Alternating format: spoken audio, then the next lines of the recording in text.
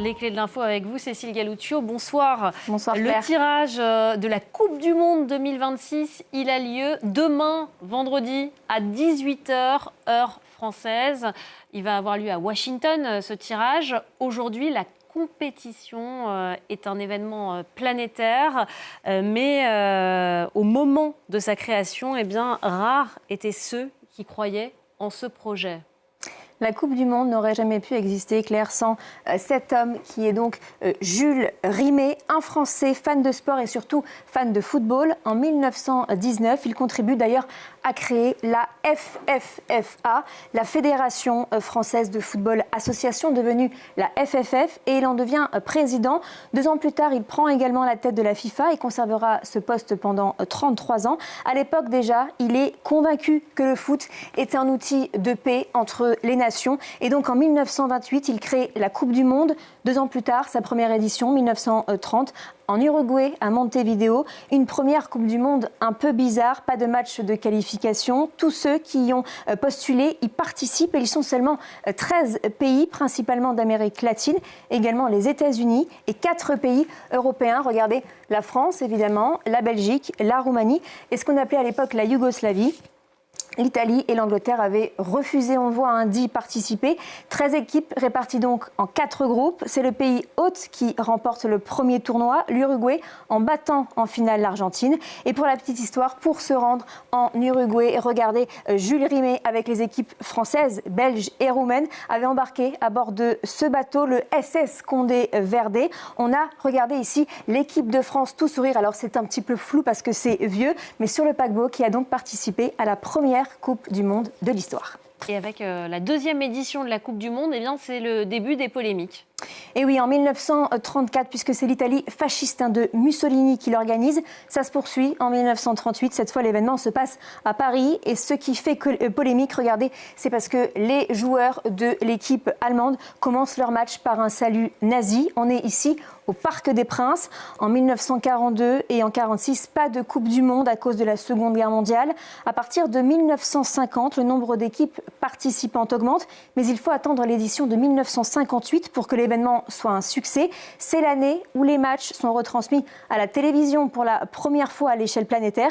C'est aussi l'année, regardez, où Pelé s'est révélé au monde, notamment lors du match Brésil-France avec un score sans appel, 5-2 pour Brasilia. Et aujourd'hui, Cécile, la Coupe du Monde est la plus importante manifestation sportive internationale, juste derrière les Jeux Olympiques. Et oui, en 2022, la Coupe du Monde de Qatar a battu plusieurs records. Regardez, plus de 3,4 millions de spectateurs avec un taux moyen de remplissage des stades de 96,3%.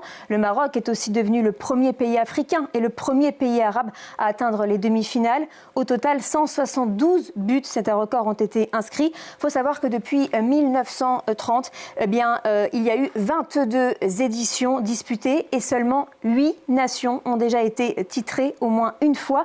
La palme revient, on le voit, au Brésil, 5 fois championne du monde, suivie de près par l'Allemagne, l'Italie. La France, elle n'est que 5e ex-aequo avec l'Uruguay, avec, on le sait, 2 étoiles, on s'en souvient très très bien, en 1998 et en 2018. Il y a des pays, eux, qui n'ont jamais participé à cette compétition. Le Venezuela, l'Inde, la Finlande, la Thaïlande, la Zambie, l'Indonésie, le Bangladesh et la Jordanie qui devraient participer l'année prochaine.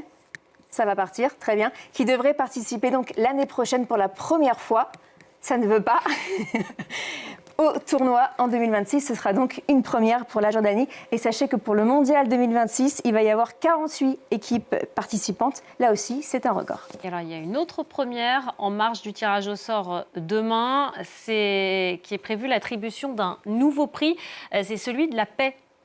Oui, c'est la nouveauté de l'édition 2026. C'est en quelque sorte un prix Nobel de la paix, mais version football. Regardez ce qu'a déclaré Gianni Infantino. Dans un monde de plus en plus instable et divisé, il est fondamental de reconnaître la contribution exceptionnelle de celles et ceux qui œuvrent sans relâche pour mettre fin au conflit et rassembler les peuples dans un esprit de paix. Évidemment, les spéculations vont bon train et Donald Trump est le grand favori. Pourquoi ?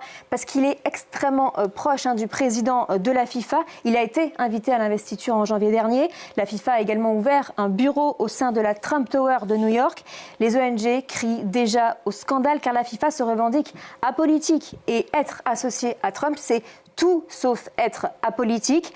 Et puis pour elle, ce prix permet avant tout de gommer des choses qu'on pourrait reprocher à la FIFA, comme de fermer les yeux sur les atteintes aux droits humains avec le mondial 2018 en Russie, ou encore de s'asseoir sur l'impact écologique du mondial qui s'est déroulé au Qatar en 2022.